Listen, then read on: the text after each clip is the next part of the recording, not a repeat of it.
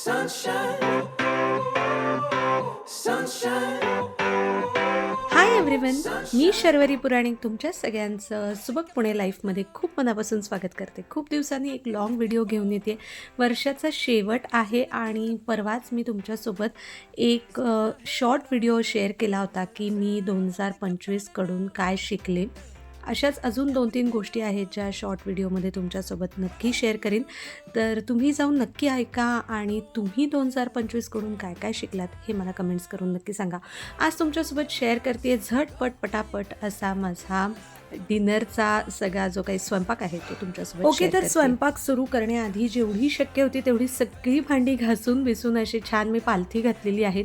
ते ना मला खूप सोपं पडतं, म्हणजे कितीही ते ना बास्केटमध्ये ठेवा आणि काही करा, पण अशी पालथी घालून ठेवली ना ट्रॅडिशनल पद्धतीने भांडी की जास्त व्यवस्थित कोरडी होतात असं माझं मत आहे.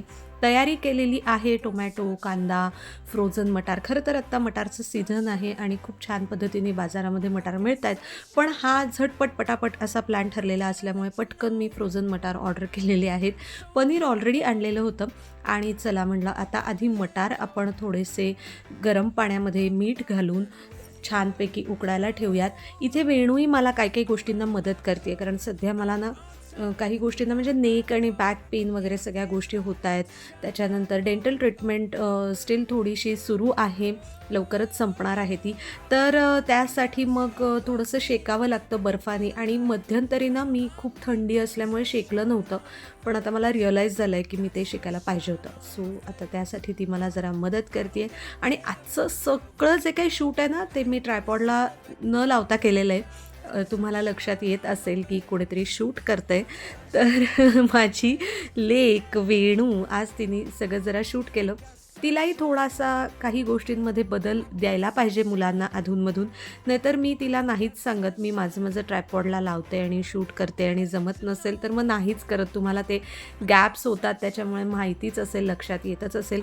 हां, पण आता ह्याच्यावरनं एक गोष्ट मला आठवली की मला आता लवकरात लवकर मॉनिटायझेशनचं टार्गेट पूर्ण करायचं आहे.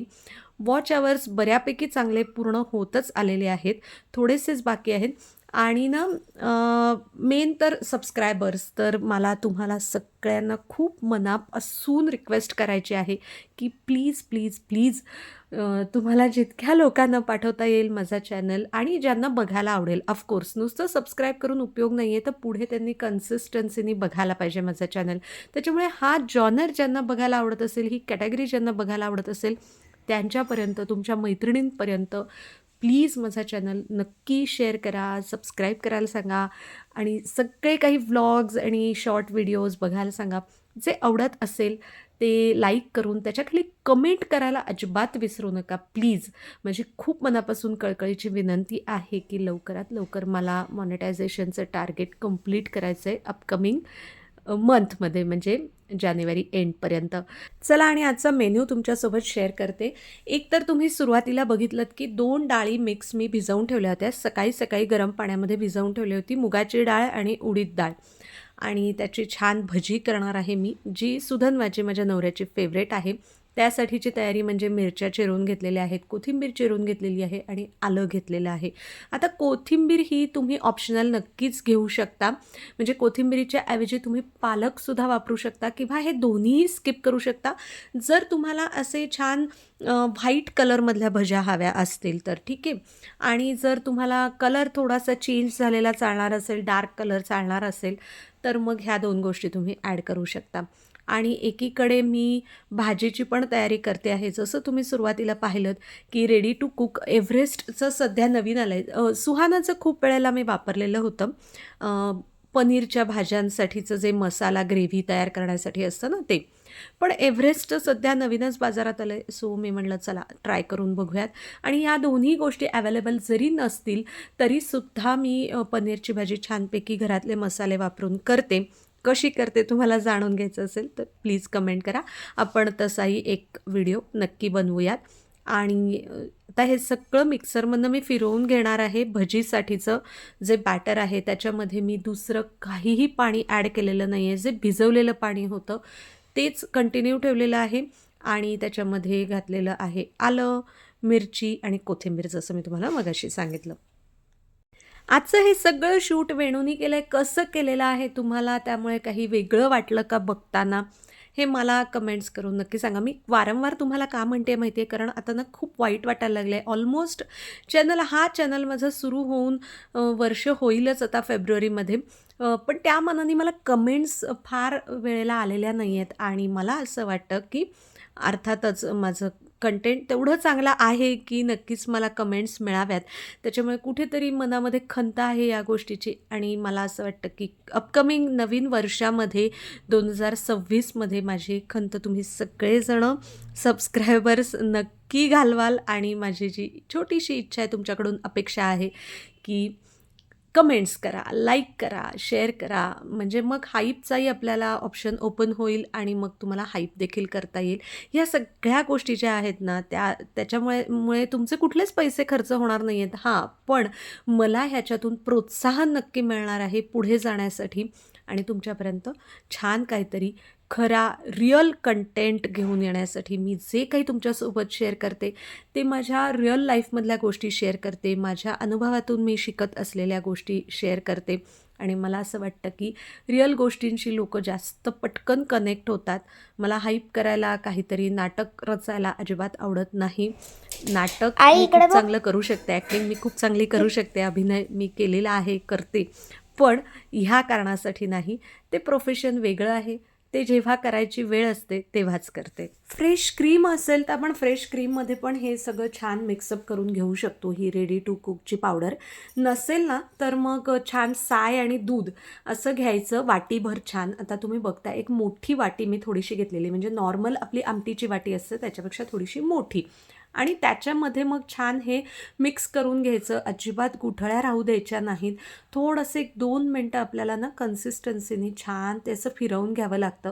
मस्त त्याची अशी ग्रेव्ही त्याच्यामध्ये तयार होते आणि ह्याच्यामुळे रंगही छान येतो भाजीला आणि छान चवही येते, कन्सिस्टन्सी छान होते. तर डेफिनेटली हे करून बघा. आता दूध नसेल किंवा आवडत नसेल तुम्हाला असं करणं, तर तुम्ही पाण्यात देखील करू शकता. काहीच प्रॉब्लेम नाही आहे. पण त्यांनी जरा जास्त पातळ होते भाजी असं माझं मत आहे. तेल जेवढं शक्य आहे तेवढं कमी आपण सगळेच आजकाल वापरण्याचा प्रयत्न करतो. पण अशा भाज्यांना किंचित थोडंसं जास्त लागतं, तरच त्या भाज्या जरा छान होतात. आता मी आज नॉर्मल फोडणी करते, नाहीतर मग जनरली मी खडे मसाले वगैरे असं सगळं घालते. तमालपत्र, काळी मिरी, दालचिनी, दगडफूल, जायपत्री वगैरे. तर त्यांनी आणखीन एक वेगळा सुगंध आणि त्याला छानपैकी स्वाद येतो. पण नाही तर ही आपली बेसिक कुठल्याही भाजीची जी फोडणी आहे ती करून देखील सिंपल आपली झटपट छान भाजी होतच असते. आजच्या या लाँग व्हिडिओमध्ये पण 2025 कडून एकची शिकवण मी शिकले, ती जाता जाता तुमच्यासोबत नक्की शेअर करते या ब्लॉगच्या एंडला. तर ना असं आहे बघा, की जी व्यक्ती खूप मनमोकळ्या स्वभावाची असते आणि अशी व्यक्ती जर आपल्याला भेटली ना, तर त्या व्यक्तीसोबत अतिशय छान नक्की गप्पा मारा, संवाद साधा.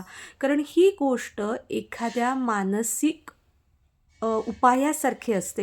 म्हणजे तुमचं मनाचं संतुलन खूप छान राहण्यासाठी, बॅलन्स होण्यासाठी तुमचे इमोशन्स, ही एखादं थेरपीसारखं काम करते, एखाद्या औषधासारखं काम करते. त्याच्यामुळे असा संवाद साधण्याची, असं जर कन्व्हर्सेशन करण्याची संधी मिळाली, की जी व्यक्ती खूप मनमोकळं बोलते, हसते, रडते आणि तिच्या मनात काही नसतं, म्हणजे जे मनात आहे ते ओठावर आहे, जे ओठावर आहे ते मनात आहे.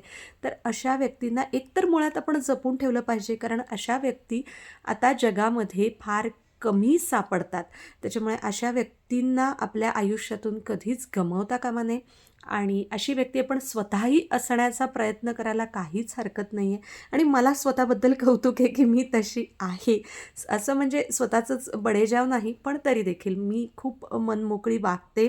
माझ्या मनाच्या भावना आहेत त्या मी खूप व्यवस्थितपणे एक्सप्रेस करते आणि ही गोष्ट फार महत्त्वाची असते आपल्या मनाचं संतुलन राखण्यासाठी, आपल्या इमोशन्स खूप बॅलन्स राहण्यासाठी, की आपण जिथल्या तिथे आपल्या भावना व्यक्त केल्या पाहिजेत. अर्थात थोडंसं काही वेळेला समाजाचं आणि प्रसंगाचं भान ठेवावं लागतं, पण साचवून ठेवू नये मनामध्ये. आणि अशी व्यक्ती जर का आपल्याला आयुष्यात भेटली असेल, तर तिच्यासोबतचा जो संवाद आहे, तिच्यासोबतच्या ज्या गप्पा आहेत, त्या एखाद्या थेरपीप्रमाणे काम करतात आणि तो संवाद नक्की साधा. आणि बघा की किती लगेच आयुष्यामध्ये फरक पडतो, किती लगेच मनामध्ये पॉझिटिव्हिटी येते, किती लगेच शरीरामध्ये खूप छान अशी सकारात्मक ऊर्जा खेळायला लागते आणि आपण नव्याने पुन्हा आपल्या आयुष्याकडे बघत असतो. प्रश्न प्रत्येकाला असतात, त्याच्यावरती सोल्युशन्स असतात, म्हणूनच प्रश्न जगामध्ये असतात. तर ते सापडायला सगळ्यांना सुरुवात होते आणि मला असं वाटतं की हीच गोष्ट आपण सरत्या वर्षाकडून घ्यायला पाहिजे, की नवीन वर्षात जाताना काहीही समोर येऊ दे, त्याच्यावरती आपण मात नक्कीच करू शकतो, ह्याची खात्री आपण स्वतःबद्दल बाळगायला पाहिजे. आणि त्याचबरोबर स्वामी समर्थांच्या चरणी, गणपती बाप्पाच्या चरणी आपण हीच प्रार्थना करायची, की मुळातच कोणालाही कुठले प्रश्न पडूच नयेत. सगळ्यांचंच आयुष्य खूप सुखाचं, समाधानाचं, आनंदाचं, आरोग्यपूर्ण आणि ऐश्वर्यपूर्ण असं असावं. सगळ्यांना छान आरोग्य मिळू दे, सगळ्यांची छान प्रगती होऊ दे, हीच प्रार्थना आपण प्रत्येकासाठी, विश्वप्रार्थना आपण म्हणतो ना, जी संत ज्ञानेश्वर माऊलींनी सांगितलेली पसायदानामध्ये, ही करायला पाहिजे. थोडंसं कुठेतरी आत्ता मी तुमच्याशी उपदेशात्मक वगैरे बोलले असं वाटत असेल, पण तसं नाही आहे. जे काही आयुष्यातनं शिकत गेलेली आहे तर ते तुमच्यासोबत शेअर करते आहे. आणि हे जितकं सहजपणे तुमच्यासोबत आत्ता माझे एक्सप्रेशन्स शेअर करते आहे ना मी भजी खातानाचे, तितकंच सहजपणे आपल्याला जितकं आपल्या जगण्यामध्ये आणता येईल ना, तो प्रयत्न मला पुढच्या वर्षामध्ये करायचा आहे. हे मी सरत्या वर्षातून शिकलेली आहे, की प्रत्येक गोष्टीमध्ये जगण्यामध्ये सहजता आणण्याचा आपण प्रयत्न करायला पाहिजे.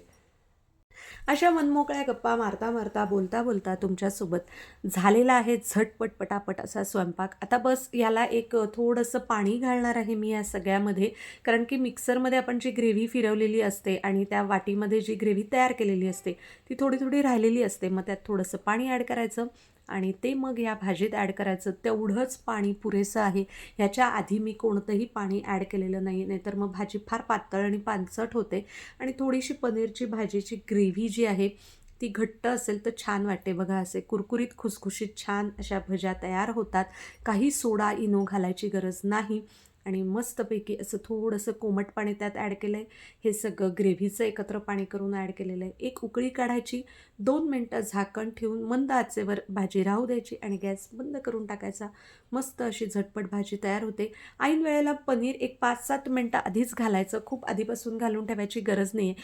पनीर हवं तर आपण मॅरिनेट पण करून घेऊ शकतो, मी बऱ्याचदा करते, पण आज थोडासा कंटाळा केला आहे. तसंच नॉर्मल आपलं मखमली पनीर घातलेलं आहे त्याच्यामध्ये. अशी ही भाजी नक्कीच छान लागते. बाजूला एकीकडे तुम्हाला दिसतंय की भज्याही तळल्या जात आहेत आणि आता पटापट भूक लागलेली असल्यामुळे जेवायला बसायची तयारी एकीकडे मी वेणूला आणि सुधन्वाला घ्यायला सांगितली होती. असा आजच्या सगळ्या स्वयंपाकाचा घाट घातलेला होता. कसा वाटला व्लॉग मला नक्की कमेंट्स करून सांगा. जेवढा छान प्रतिसाद तुम्ही माझ्या मिनी व्लॉग्सना आणि शॉर्ट्सना देता ना, तेवढा प्लीज प्लीज लाँग व्लॉग्सना पण द्या. इकडे ना आता वेणू खूप मागे लागली होती की आई मला पण भज्या करायला शिकव. म्हणून मग शेवटी थोडंसं जे बॅटर शिल्लक होतं ना, तिला म्हणलं की चल तुलाही शिकवते. कारण ह्या गोष्टी मुलांना जर इंटरेस्ट वाटतायत तर शिकवायला काय हरकत आहे. आणि असंही काही बेसिक गोष्टी तर मुलांना हळूहळू ह्या वयापासून यायलाच पाहिजे, जेणेकरून मग पुढे ना कसं होतं की जितकं आपलं शैक्षणिक गोष्टी पण महत्त्वाच्या आहेत, तितक्या डे टू डे लाईफमधल्या गोष्टी पण करता येणं, माहिती असणं, कशात काय घातल्यानंतर काय होतं, तर हे सगळं खूप सोपं जातं पुढचं आयुष्य जगायला. आपल्यालाही आपल्या आजीनी, आईनी असंच शिकवलेलं आहे आणि ती मुलगी आहे म्हणून मी शिकवते असं देखील नाही. कदाचित मुलगा असता तर मी त्याला अख्खंच जास्त काम करायला लावलं असतं, कारण खूप महत्त्वाची गोष्ट आहे आजच्या काळात. चला आता जेवायला बसणार आहोत. पुन्हा भेटूया नेक्स्ट व्लॉगमध्ये. Till then take care. Thanks for watching. आणि सरतं वर्ष, त्याचे काही दिवस आणि नवीन येणारं वर्ष, या सगळ्या गोष्टी नक्की मस्तपैकी एन्जॉय करा. आणि नवीन नवीन काय काय गोष्टी प्लॅन करणार आहात ते मला कमेंट्स करून नक्की सांगा.